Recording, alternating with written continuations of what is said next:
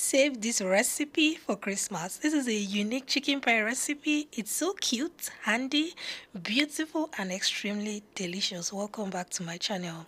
We are using 500 grams of flour. I'm just going to add it into my bowl. We are using 250 grams of butter. This recipe is so easy for anyone to try. I'm going to be as detailed as possible with my ingredients and their measurements. I'm using 1 tablespoon of baking powder. Any baking powder brand of your choice is fine. Mixing your butter into your flour until it is fully mixed. You have this crumble-like texture. Make sure your butter is cold. My butter was really cold. It has been in the fridge for days, so it was really cold. I am adding 100 ml of cold water. Now, after adding 100 ml of cold water, I added an extra 1 tablespoon of cold water. Yes, do not add more than that. If not, your dough is going to be soggy, sticky, and it won't come out well.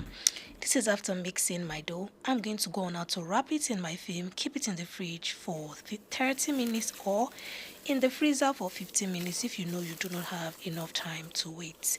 Now we're going to go on now to make our filling. Where I'm adding vegetable oil, like 3 tablespoons of vegetable oil into my pan. I'm adding some spring onions and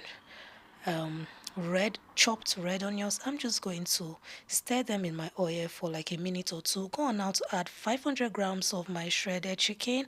If you cannot find shredded chicken, you can buy the regular chicken, take out the bones and just shred it after cooking. I'm adding in my spices, which are usually your garlic, ginger, your seasoning, and maybe your thyme and your curry. Just add any kind of spice you know you're comfortable with, and please taste along as you add your spice. You don't want to overdo it with your spices.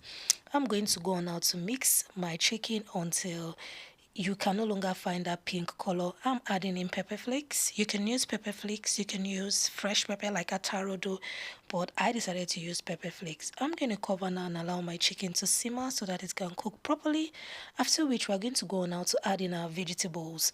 I actually made this recipe so easy. I said, see, this is not a recipe that I want to stress. I don't want to stress you guys. So I'm adding in my cabbage, adding my remaining spring onions, go on out to add in my green bell peppers and a little bit of your shredded carrots. The shredded carrot is optional, but it just gives a bit of color to your chicken pie recipe. If it's just your spring onions, just your cabbage you want to add, it's fine. I just added more curry. I like increasing the amount of curry I add in my filling because it gives it a very unique taste.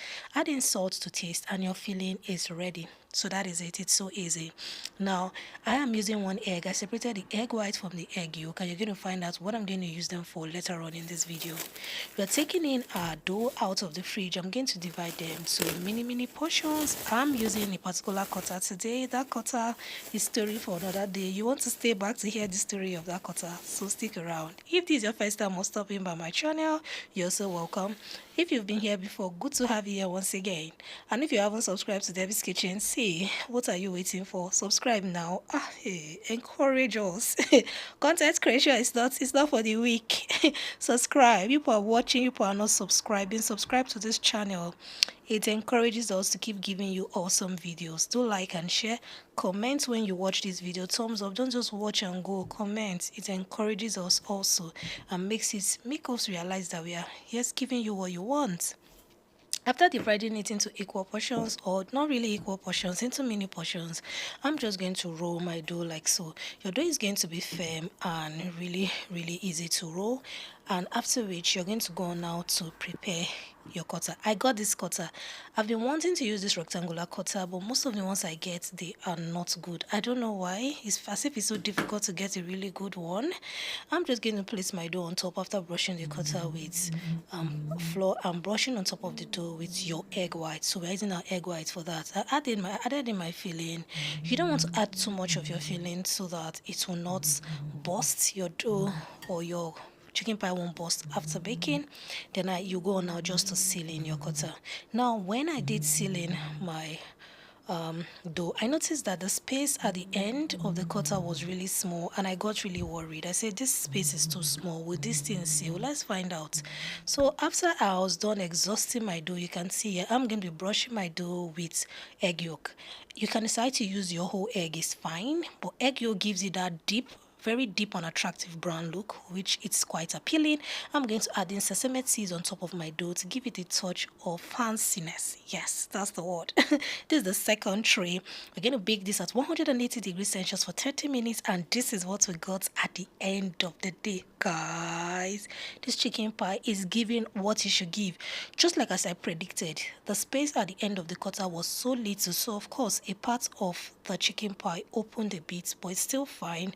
Next time, if you want to buy this cutter, please look well. The space should be okay. So, but the chicken pie came out okay, if not for the cutter that wanted to stress us. But anyway, look at this yumminess. Thank you so much for stopping by my channel. Do like, share, and subscribe, and see you in my next one. God bless you.